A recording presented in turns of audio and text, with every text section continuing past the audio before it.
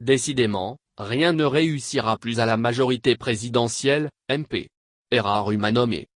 Perseverar diabolicum, l'erreur est humaine mais persévérer dans l'erreur est diabolique. De la révision constitutionnelle ou du référendum pour accorder une présidence à vie au glissement ou au report synodie des élections pour retarder la retraite de Joseph Kabila. Après l'épuisement de son second et dernier mandat, toutes les stratégies diaboliques ont montré leurs limites. La MP aura tout essayé pour atteindre son objectif ultime qui est l'inanition de la nation. La voici elle-même au bord de l'implosion ou de l'inanition alors que la nation qu'elle cherchait à détruire s'apprête à prendre sa revanche en signant son certificat de décès qui ne devrait pas tarder à intervenir.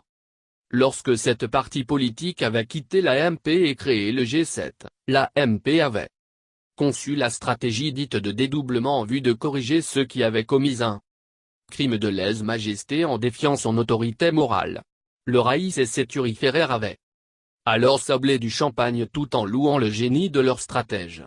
Des politiciens qui avaient travaillé dans l'ombre de Pierre Lombi, Mouvement social du renouveau, MSR.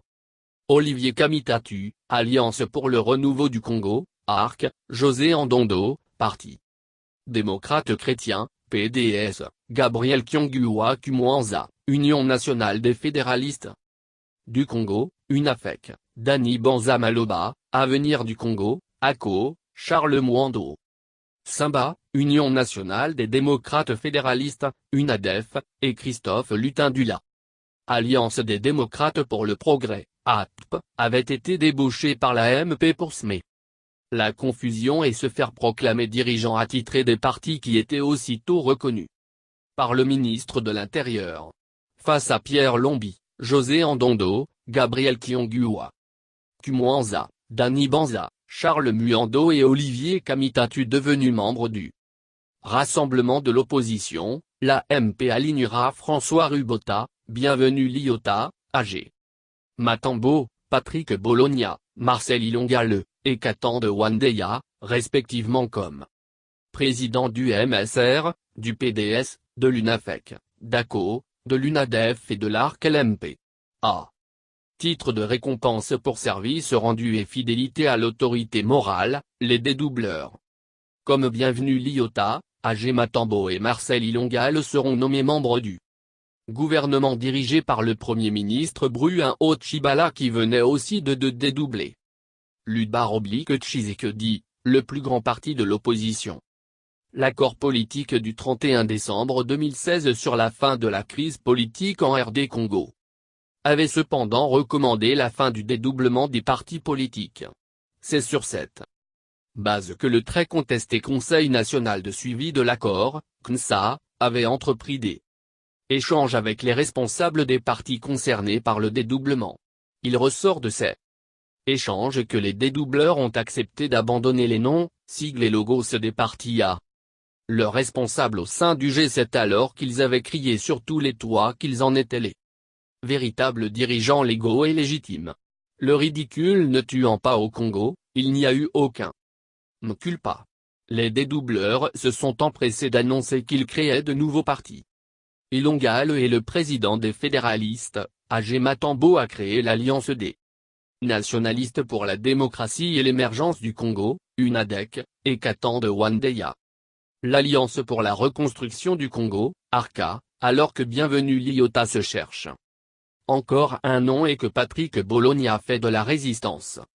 Le CNSA recommande au ministre de l'Intérieur l'enregistrement de nouveaux partis créés par les dédoubleurs et sollicite une concertation urgente avec le ministre et la CENI afin de trouver un compromis concernant les délais de transmission des listes des partis politiques.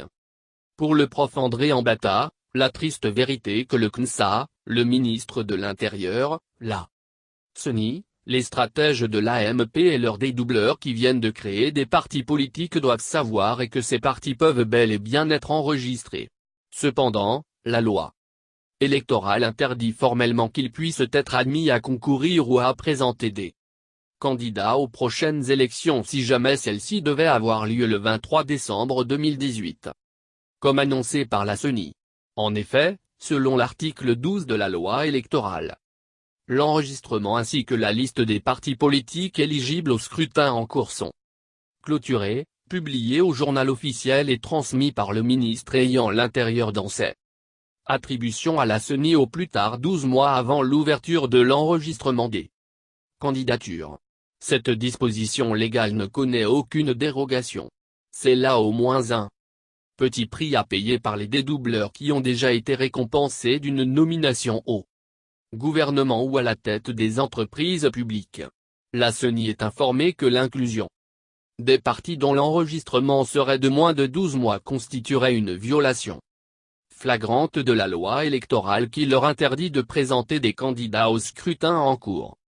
Selon le constitutionnaliste congolais, Bienvenu Liota, Ilonga Le, Agé Matambo, Katande Wandeya, François Rubota, Patrick Bologna et d'autres politiciens comme Bruno Tshibala ainsi que de nombreux Congolais qu'ils ont entraînés dans leur aventure politique ferait mieux d'adhérer au PPRD ou à d'autres partis de la MP afin de pouvoir concourir aux prochaines élections. S'ils tiennent absolument à se présenter sous les drapeaux de leur nouveau parti, ils n'auraient d'autre choix que de soutenir une transition citoyenne sans Joseph Kabila.